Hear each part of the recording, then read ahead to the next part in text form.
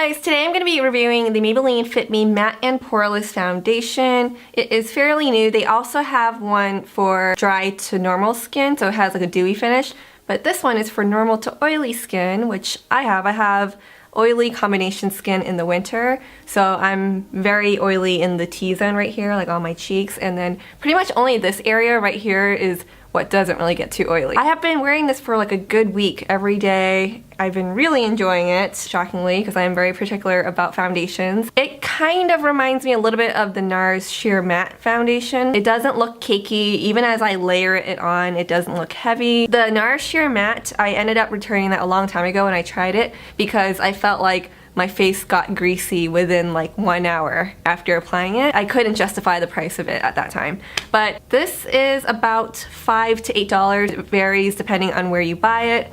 1 fluid ounce. It doesn't have a pump, unfortunately, but it's okay because I like it enough to look past that. I got it in the shade Warm Nude. It matches me really well. It's almost insane. I would say this is more like a medium coverage. You could really layer it up so that it's like a heavier coverage, but even when you layer it up, it doesn't look heavy on the skin, and it doesn't feel heavy either, so I love that. Let's go ahead and get into the demonstration. So I actually prepped my face first with some SPF because there is no SPF in this, not from what I see anyways. I actually like to apply with a damp beauty blender. I think it just gives a really nice flawless finish, and if you use a brush, I would go with something flat. I have used it with a flat brush too, and I just stippled it on. That actually gives a little bit heavier coverage if that's what you would want. What I just wouldn't do is I wouldn't like blend it like this, because I feel like if you do that, then it's more likely to cling onto any dry patches. It is important to make sure that you do like exfoliate your skin and moisturize your face well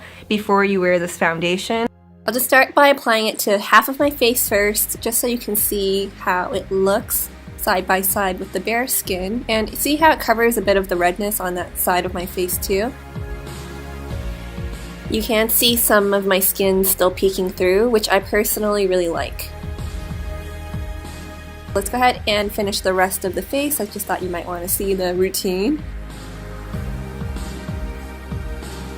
And then I'm going to use a brightening concealer underneath my eyes. Everything I'm using I will list down below.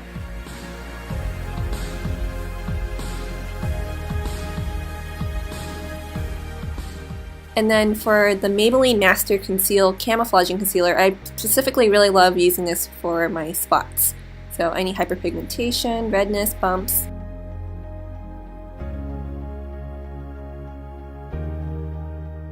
So you can see the finish of my face here. It isn't completely matte, so I'm going to go ahead and mattify it with the Fit Me Matte and Poreless powder in translucent. They do have different shades. This one isn't truly translucent, as you're about to see. Notice how it lightened my nose quite a bit there, but the oil will soak it up, so it's not too much of an issue. I would say this is a pretty, this is a standard powder.